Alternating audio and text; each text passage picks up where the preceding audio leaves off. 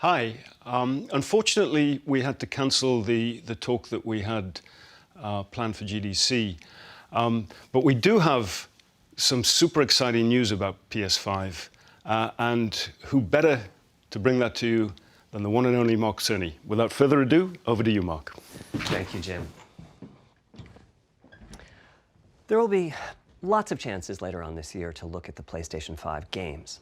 Today, I want to talk a bit about our goals for the PlayStation 5 hardware and how they influenced the development of the console. I think you all know I'm a big believer in console generations. Once every 5 or 6 or 7 years, a console arrives with substantially new capabilities. There's a lot of learning by the game developers, hopefully not too overwhelming, and soon there's games that could never have been created before.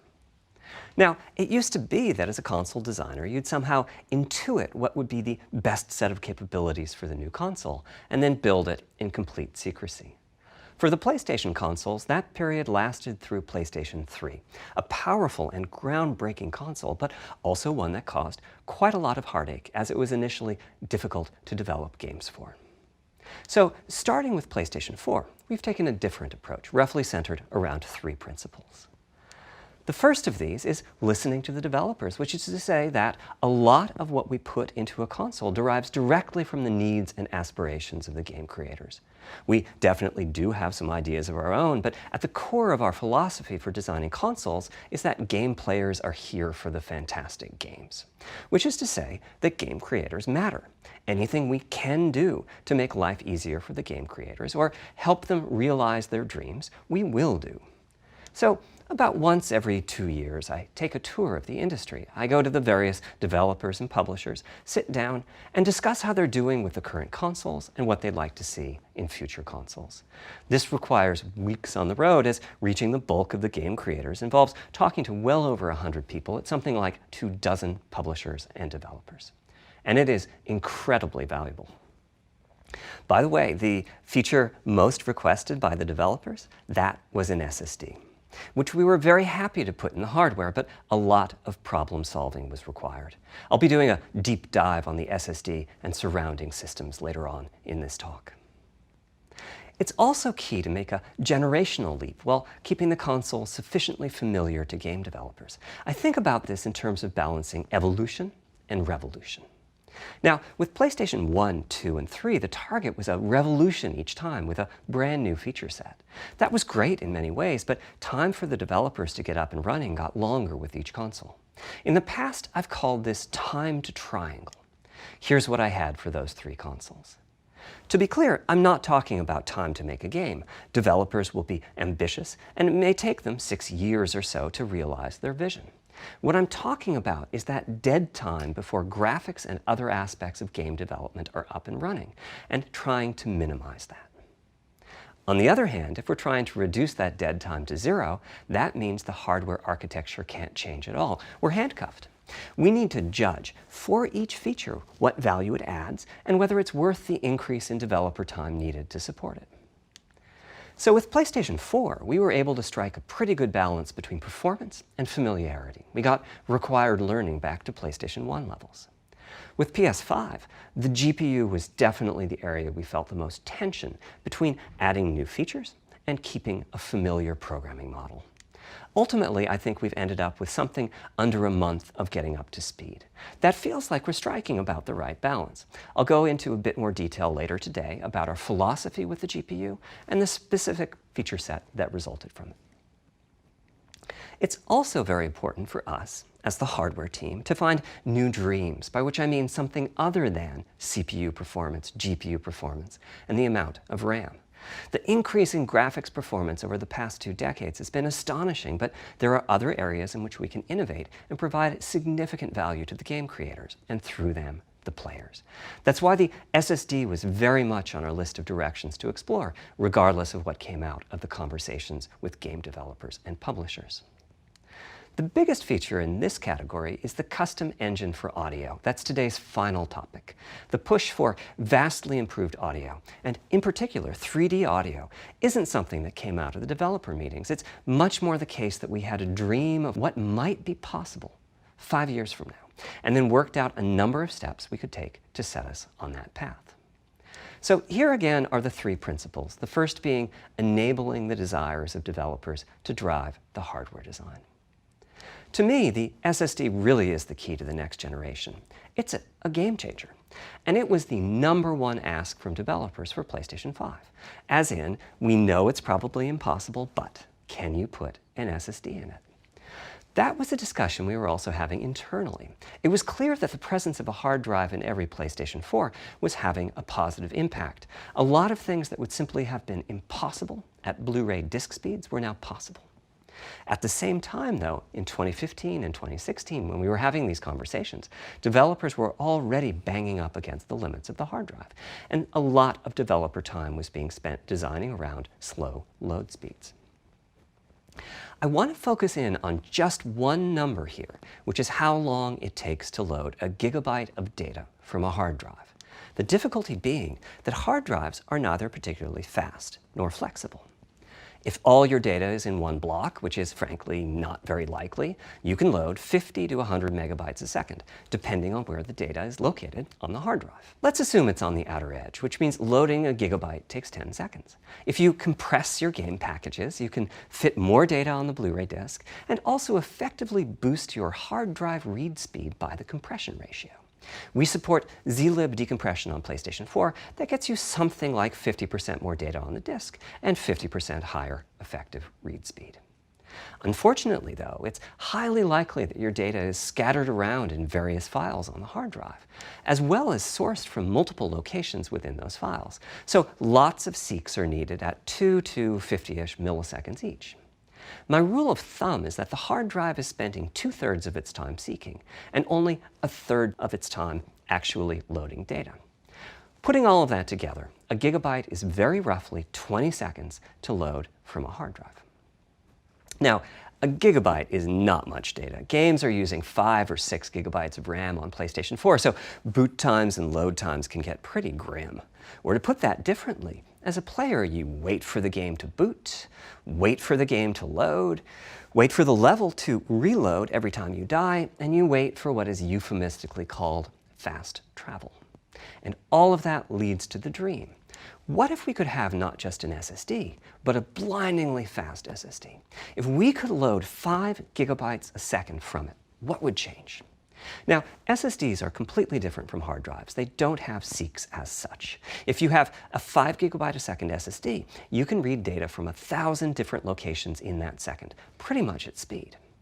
As for time to load a gigabyte, this is next gen we're talking about, so memory is bigger. Instead, we should be asking how long to load 2 gigabytes.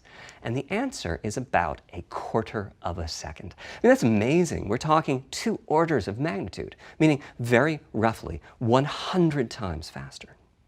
Which means at 5 gigabytes a second for the SSD, the potential is that the game boots in a second. There are no load screens. The game just fades down while loading a half dozen gigabytes and fades back up again. Same for a reload. You're immediately back in the action after you die. And fast travel becomes so fast it's blink and you miss it. As game creators, we go from trying to distract the player from how long fast travel is taking, like those Spider-Man subway rides, to being so blindingly fast that we might even have to slow that transition down. Pretty cool, right? But for me, this is not the primary reason to change from a hard drive to an SSD. The primary reason for an ultra-fast SSD is that it gives the game designer freedom. Or to put that differently, with a hard drive, the 20 seconds that it takes to load a gigabyte can sabotage the game that the developer is trying to create. I think almost all of us in the room have experienced this, maybe in different ways. Say we're making an adventure game and we have 2 rich environments where we each want enough textures and models to fill memory, which you can do as long as you have a long staircase or elevator ride or a windy corridor where you can ditch the old assets and then take 30 seconds or so to load the new assets. Having a 30-second elevator ride is a little extreme. More realistically, we'd probably chop the world into a number of smaller pieces and then do some calculations with sight lines and run speeds like we did for Haven City when we were making Jak 2. The game is 20 years old, but not much has changed since then. All those twisty passages are there for a reason. There's a whole subset of level design dedicated to this sort of work, but still, it's a giant distraction for a team that just wants to make their game. So when I talked about the dream of an SSD, part of the reason for that 5 GB a second target was to eliminate loads, but also part of the reason for that target was streaming. As in, what if the SSD is so fast that as the player is turning around, it's possible to load textures for everything behind the player in that split second? If you figure that it takes half a second to turn, that's 4 GB of compressed data you can load. That sounds about right for next gen. Anyway, back to the hard drive. Another strategy for increasing effective read speed is to make big sequential chunks of data. For example, we might group all the data together for each city block. That removes most of the seeks, and the streaming gets faster. But there's a downside too, which is that frequently used data is included in many chunks and therefore is on the hard drive many, many times. Marvel's Spider-Man uses this strategy, and though it works very well for increasing the streaming speed, there's a massive duplication as a result. Some of the objects like mailboxes or news racks are on the hard drive 400 times. What I'm describing here are things that cramp a creative director's style. Either level design gets a little bit boring in places, or the data is duplicated so many times that it no longer fits on the Blu-ray disc. And you end up with hard limits on the player's run speed or driving speed. The player can't go faster than the load speed from the hard drive. And finally, I'm sure many of you have noticed that after a patch download, a PlayStation 4 will sometimes take a long time to install the patch. That's because when just part of a file has been changed, the new data can be downloaded pretty quickly. But before the game boots up, a brand new file has to be constructed that includes the changed portion. Otherwise, every change would add a seek or two. Even so, you can occasionally see this happening on game titles. They start to hitch once they get patched enough. With an SSD, though, no seeks, so no need to make brand new files with the changes incorporated into them, which means no installs as you know them today. There's yet one more benefit, which is that system memory can be used much more efficiently. On PlayStation 4, game data on the hard drive feels very distant and difficult to use.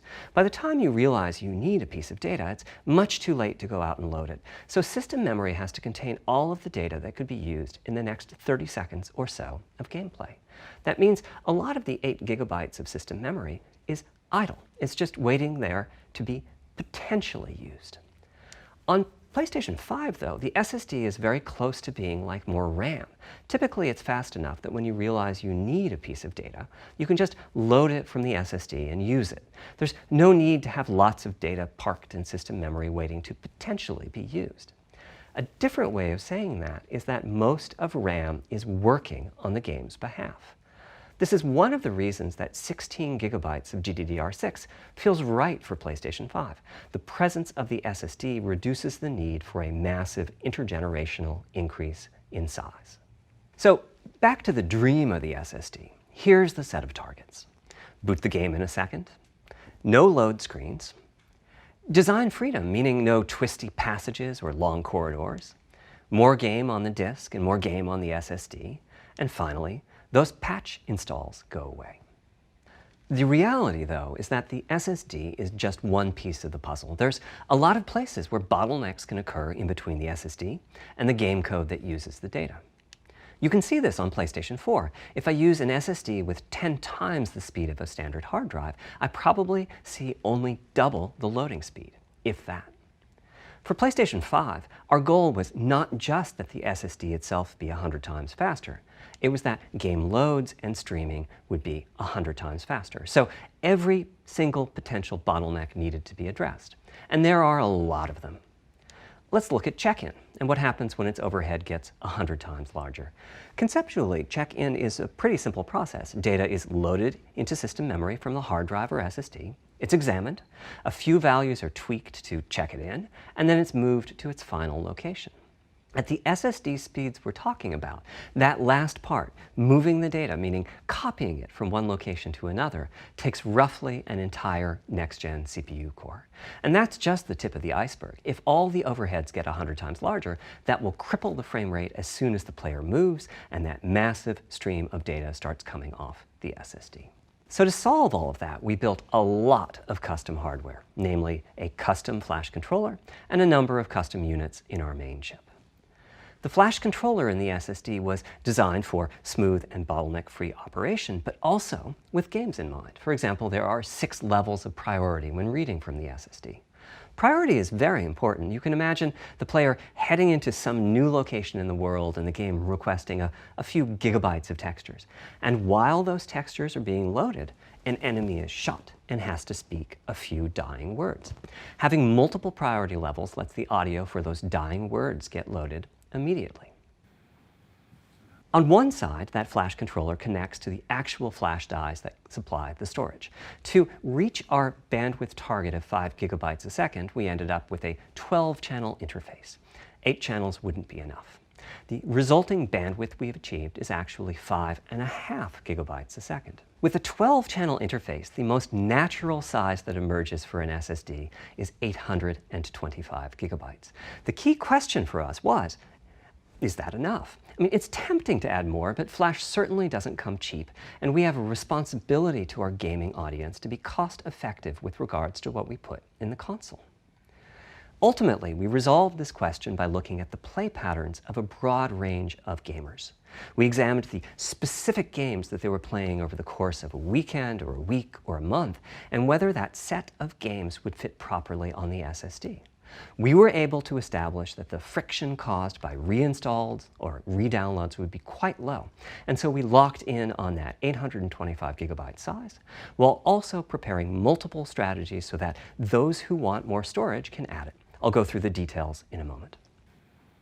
Back to the flash controller. On the other side, it connects to our main custom chip via 4 lanes of Gen 4 PCIe. And inside the main custom chip is a pretty hefty unit dedicated to I/O. Before we talk about what that does, let's talk compression for a moment. PlayStation 4 used zlib as its compression format. We decided to use it again on PlayStation 5, but on my 2017 tour of developers, I learned about a new format called Kraken from Rad Game Tools. It's like zlib's smarter cousin. Simple, similar types of algorithms, but about 10% better compression, which is pretty big. That means 10% more game on the UHD Blu-ray disc or on the SSD. Kraken had only been out for a year, but it was already becoming a de facto industry standard. Half of the teams I talked to were either using it or getting ready to evaluate it. So we hustled and built a custom decompressor into the I/O unit, one capable of handling over 5 gigabytes of Kraken format input data a second. After decompression, that typically becomes 8 or 9 gigabytes, but the unit itself is capable of outputting as much as 22 gigabytes a second if the data happen to compress particularly well. By the way, in terms of performance, that custom decompressor equates to 9 of our Zen 2 cores. That's what it would take to decompress the Kraken stream with a conventional CPU.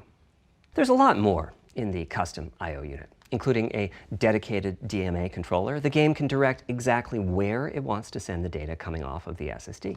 This equates to another Zen 2 core or 2 in terms of its copy performance. Its primary purpose is to remove check-in as a bottleneck.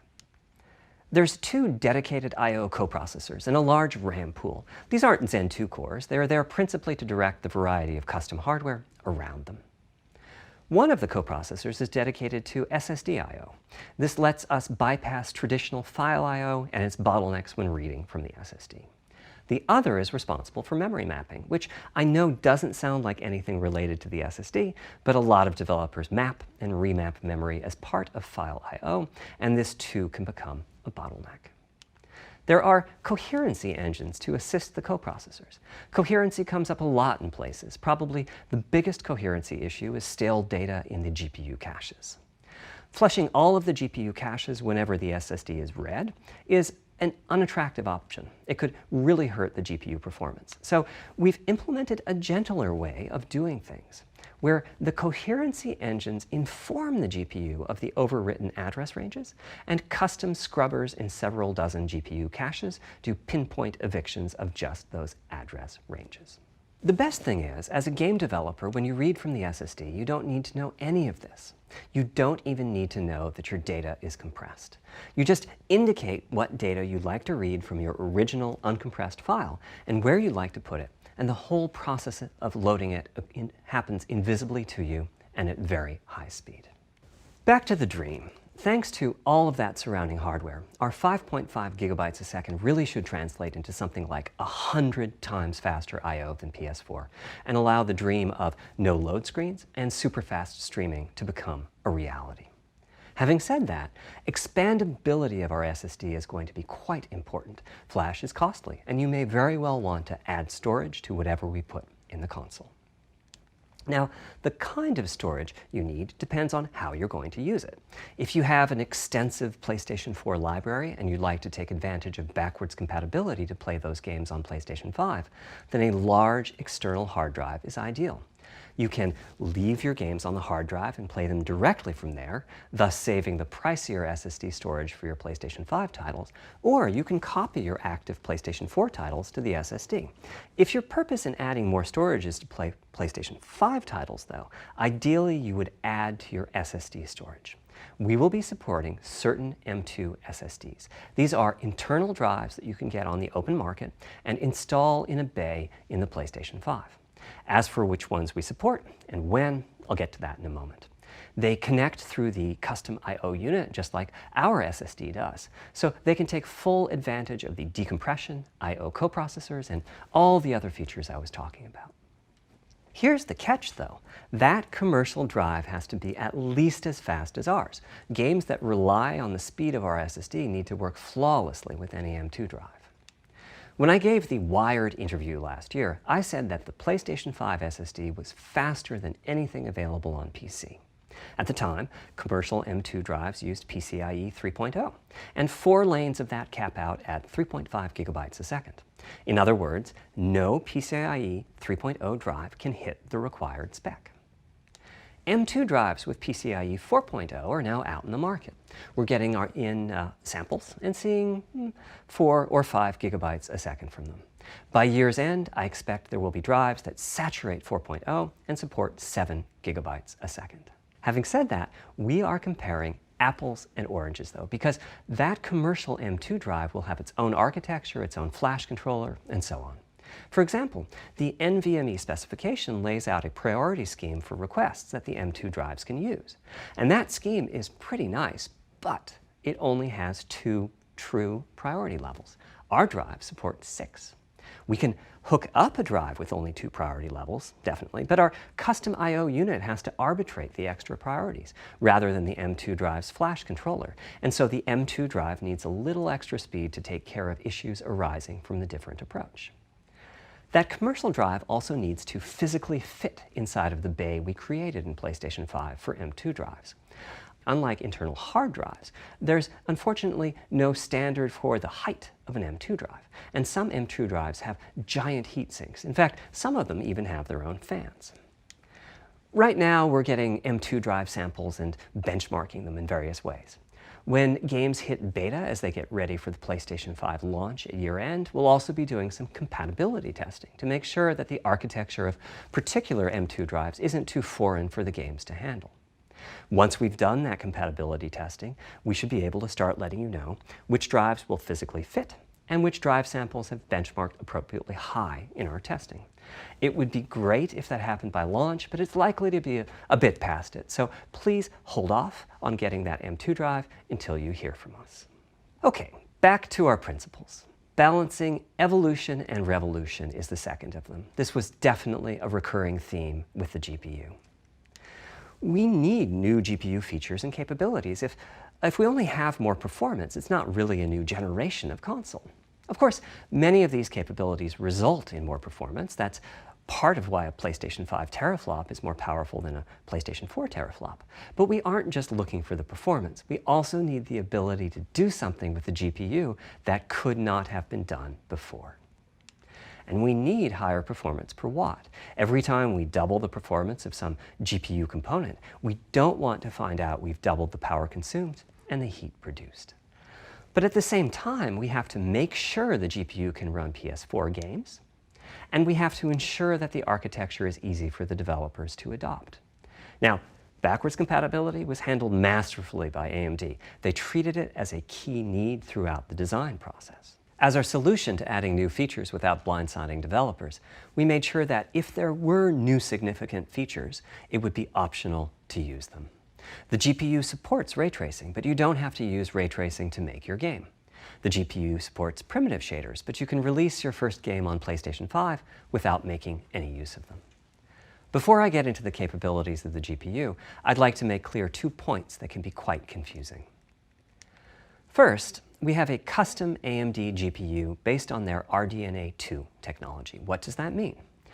AMD is continuously improving and revising their tech. For RDNA 2, their goals were, roughly speaking, to reduce power consumption by re-architecting the GPU to put data close to where it's needed, to optimize the GPU for performance, and to add a new, more advanced feature set. But that feature set is malleable, which is to say that we have our own needs for PlayStation, and that can factor into what the AMD roadmap becomes. So collaboration is born. If we bring concepts to AMD that are felt to be widely useful, then they can be adopted into RDNA 2 and used broadly, including in PC GPUs. If the ideas are sufficiently specific to what we're trying to accomplish, like the GPU cache scrubbers I was talking about, then they end up being just for us.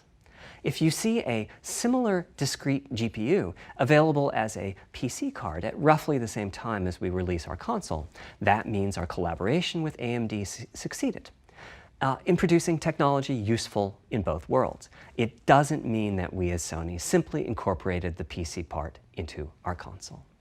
This continuous improvement in AMD technology means it's dangerous to rely on teraflops as an absolute indicator of performance, and CU count should be avoided as well. In the case of CPUs, we all understand this. The PlayStation 4 and PlayStation 5 each have 8 CPUs, but we never think that meant the capabilities and performance are equal. It's the same for CUs. For one thing, they've been getting much larger over time. Adding new features means adding lots of transistors. In fact, the transistor count for a PlayStation 5 CU is 62% larger than the transistor count for a PlayStation 4 CU. Second, the PlayStation 5 GPU is backwards compatible with PlayStation 4. What does that mean? One way you can achieve backwards compatibility is to put the previous console's chipset in the new console, like we did with some PlayStation 3s, but that's of course extremely expensive.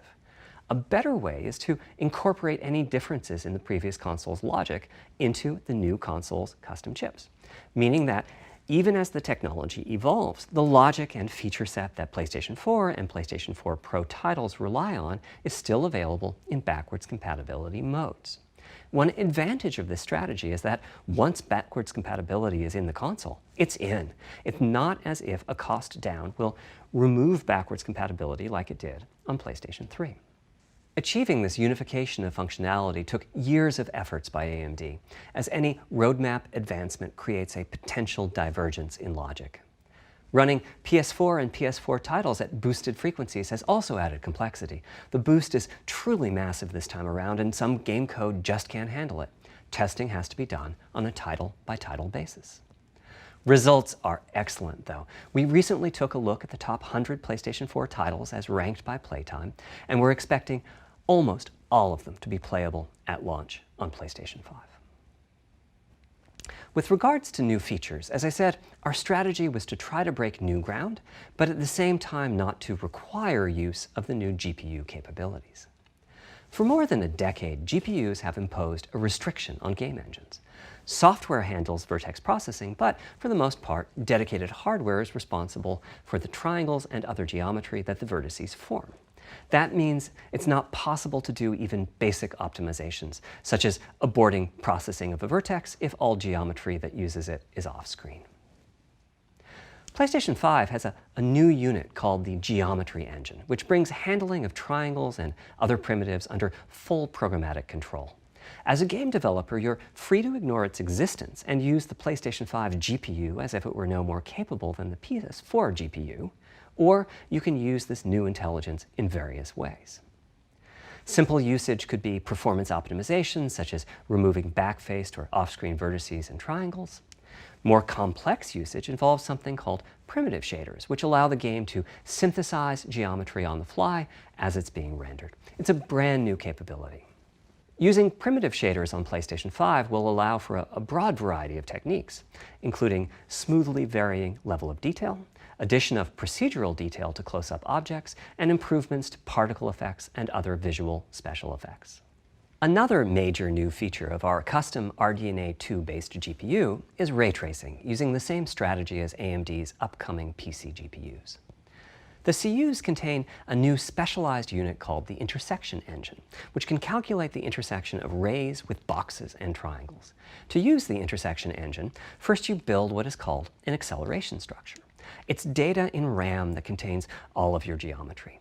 There's a specific set of formats you can use. They're variations on the same BVH concept. Then, in your shader program, you use a new instruction that asks the intersection engine to check a ray against the BVH. While the intersection engine is processing the requested ray triangle or ray box intersections, the shaders are free to do other work. Having said that, the ray tracing instruction is pretty memory intensive, so it's a good mix with logic-heavy code. There's of course no need to use ray tracing. PS4 graphics engines will run just fine on PlayStation 5. But it presents an opportunity for those interested.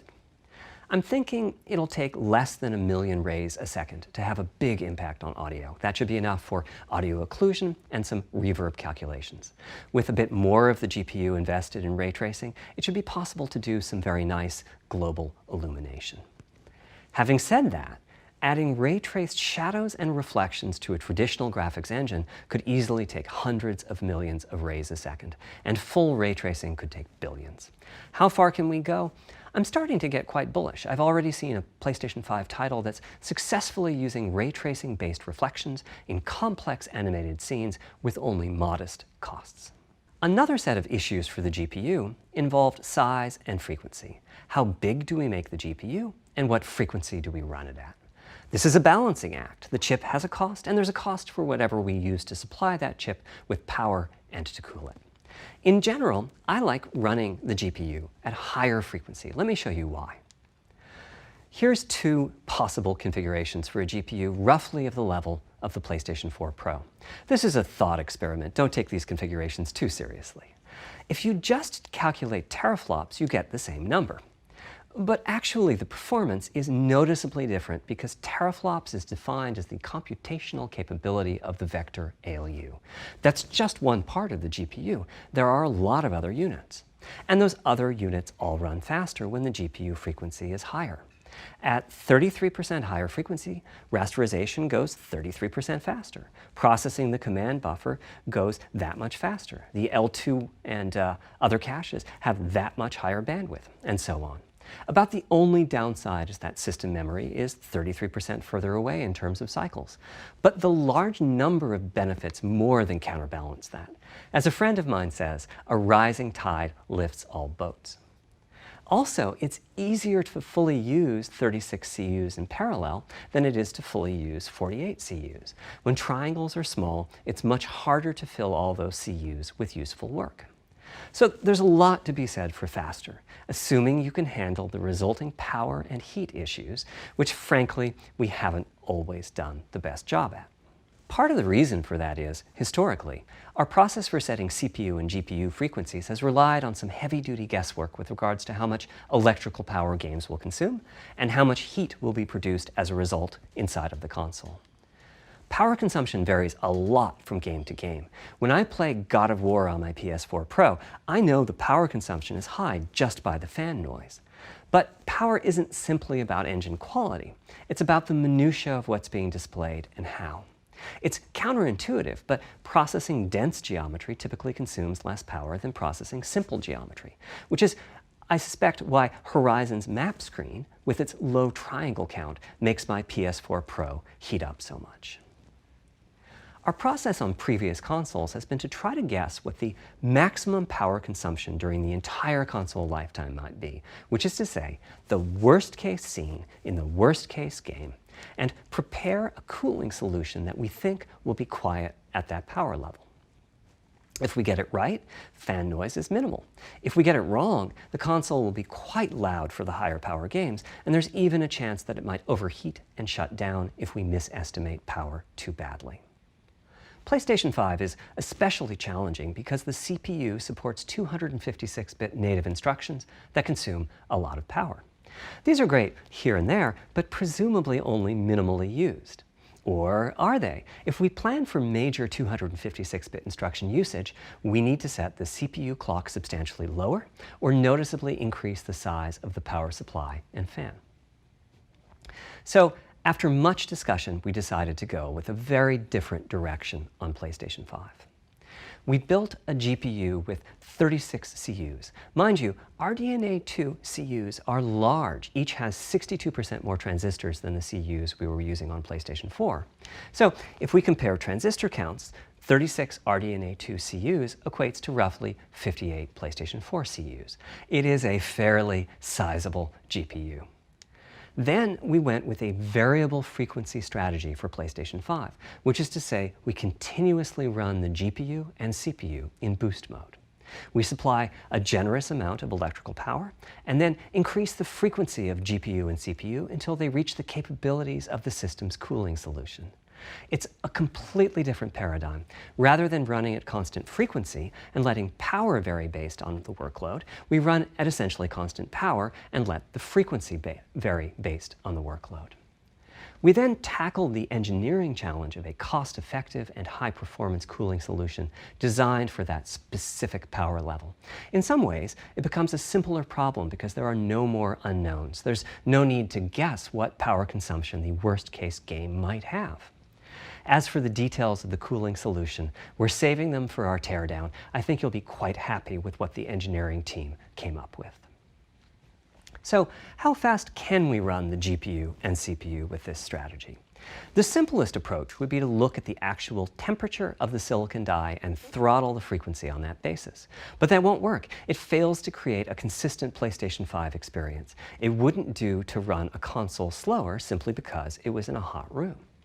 So rather than look at the actual temperature of the silicon die, we look at the activities that the GPU and CPU are performing and set the frequencies on that basis, which makes everything deterministic and repeatable.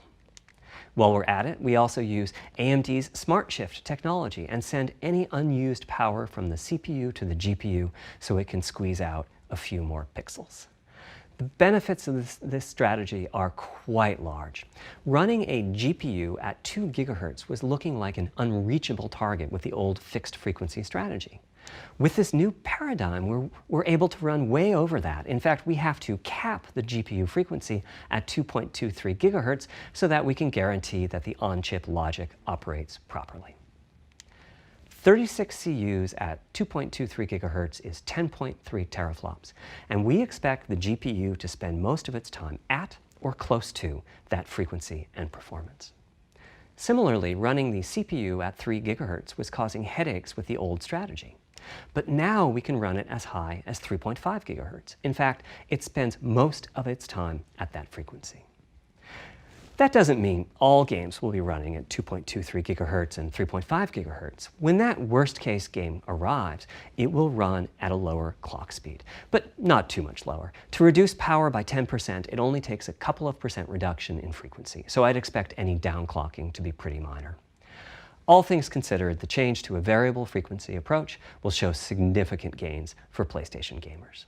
The final of our 3 principles was about finding new dreams. It's important for us on the hardware team to find new ways to expand or deepen gaming, and that's what led us to a focus on 3D audio.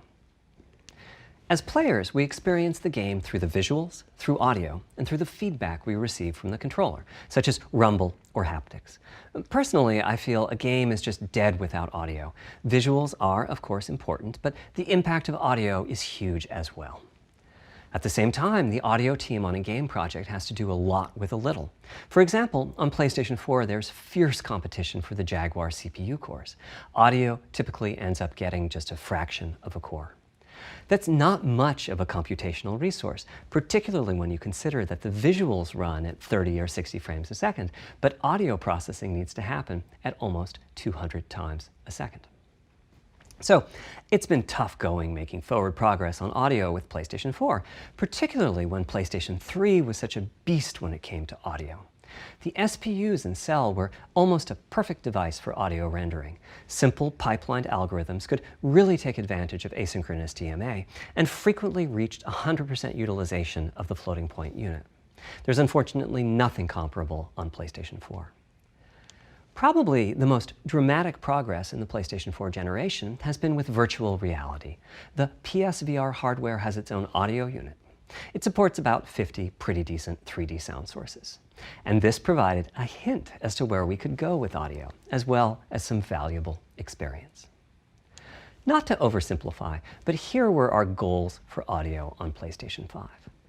The first goal was great audio for everyone, not just VR users or soundbar owners or headphone users. That meant audio had to be part of the console. It couldn't be a peripheral. The second goal was to support hundreds of sound sources. We didn't want developers to have to pick and choose what sounds would get 3D effects and which wouldn't. We wanted every sound in the game to have dimensionality. And finally, we wanted to really take on the challenges of presence and locality. Now, when we say presence, we mean the feeling that you're actually there. You've entered the matrix. It's not, of course, something we thought we could perfectly achieve, but the idea was that if we stopped using just a rain sound and instead used lots of 3D audio sources for raindrops hitting the ground at all sorts of locations around you, then at some point your brain would take a leap and you'd begin to have this feeling of real presence inside the virtual world of the game. This has the capacity to affect your appreciation of the game, just like music in a game does. The concept of locality is simpler. It's just your sense of where the audio is coming from, to the right of you, behind you, above you. This can immerse you further in the game, and it can also directly enhance the gameplay. To use Dead Space as an example, I know, old school, you're fighting enemies in fairly dark, spooky locations. Back in the day, if you played the game using the TV speakers, you could tell that there was one last enemy growling and hunting you down, but it was difficult to tell quite where that enemy was. With headphones, you could tell that the enemy was somewhere on the right, which let you deduce, if you couldn't see it, that it must be somewhere behind and to your right. But with 3D audio with good locality, the idea is you know the enemy is precisely there, and you turn and you take it out. So, how do we know where a sound is coming from in the first place? Well, all those bumps and folds in the ear have a meaning, evolutionarily speaking. Based on what direction the sound is coming from, sound waves bounce around inside the ear, there's some constructive and destructive interference, and the result is a change in volume. The phase of the sound also shifts, depending on what path the sound wave took to reach the ear canal. These volume changes and phase shifts are different for each direction and also vary depending on the frequency of the sound. Head size and head shape also impact the sound in a similar fashion. The way that the sound changes, based on direction and frequency, can be encoded in a table called the Head-Related Transfer Function, or HRTF. Here's part of one. The vertical axis is the frequency. The horizontal axis is the direction, front, back, left, right, and the color gives the degree of attenuation of the sound at that frequency. The HRTF is as unique to an individual as a fingerprint is. In fact, you're looking at mine right now.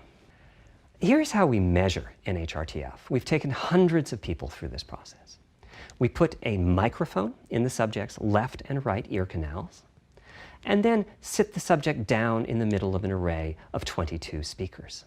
We then play an audio sweep from each speaker as we rotate the subject. In the course of 10 or 20 minutes, we're able to sample the HRTF at over 1,000 locations. Using an HRTF when rendering audio creates unparalleled quality, but it's computationally expensive. The simplest way to use an HRTF is to process a sound source to make it appear as if it's coming from one of those 1,000 locations we sample.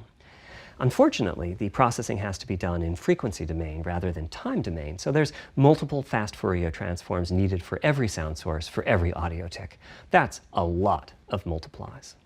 This computational complexity was the determining factor for our strategy. It meant we had to bite the bullet and design and build a custom hardware unit for 3D audio. Collectively, we're referring to the hardware unit and the proprietary algorithms we run on it as Tempest 3D Audio Tech. The meaning of 3D audio and technology should be pretty obvious here.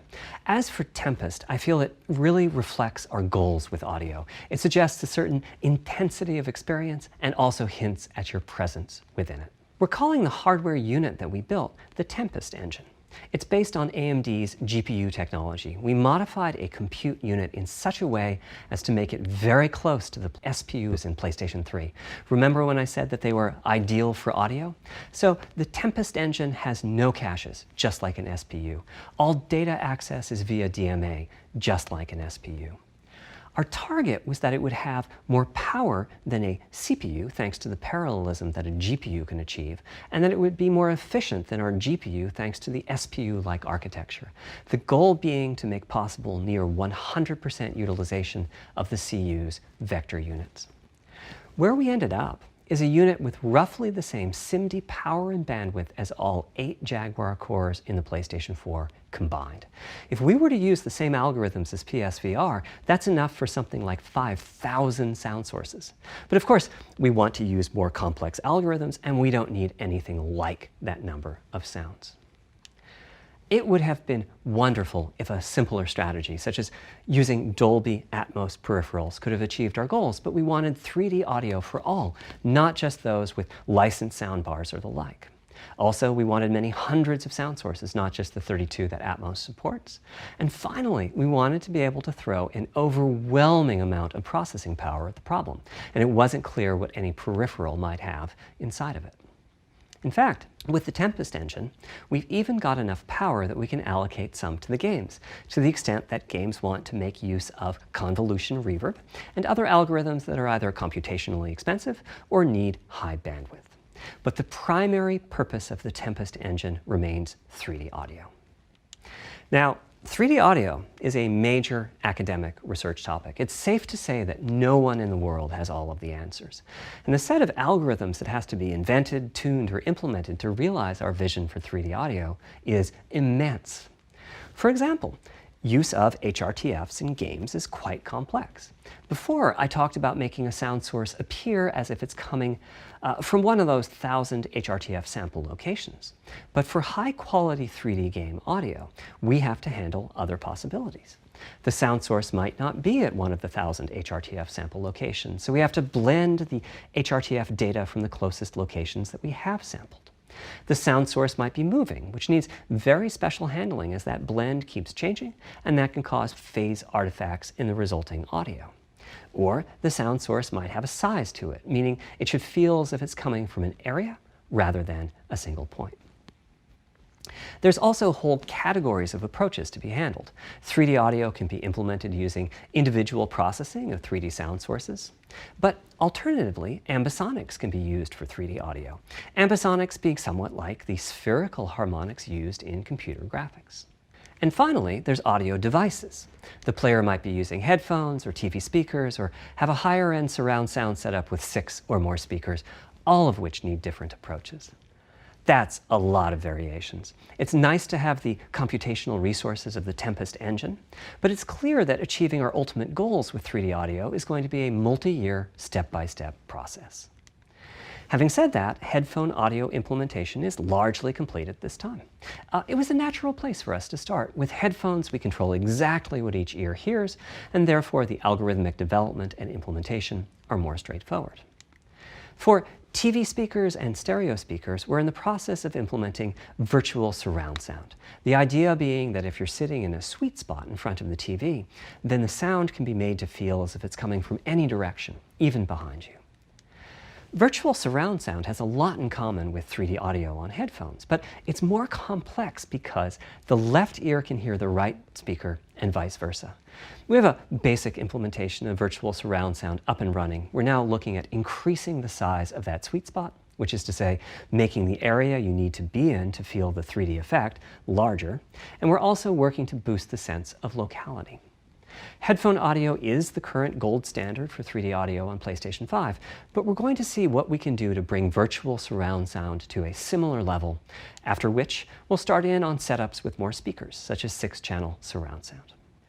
It's now to the point where some of the PlayStation 5 games in development are extensively using these systems. One of the game demos allows you to toggle between conventional PlayStation 4 style stereo audio and our new 3D audio. I listened with just an ordinary pair of over-the-ear headphones, and wow, I could feel a difference. 3D audio has that dimensional feel to it. Conventional stereo audio feels smashed flat by comparison. The improvement is obvious. So, a big advancement, but have I entered the matrix? Does my brain believe I'm really there, like I was talking about earlier when I explained our target of presence? Well, the answer is no, but you've probably caught on to what's missing here, namely whose HRTF was being used. It wasn't mine, it was the default HRTF. The audio team analyzed the hundreds that they measured and chose the one they felt was the closest fit to the total game-playing audience.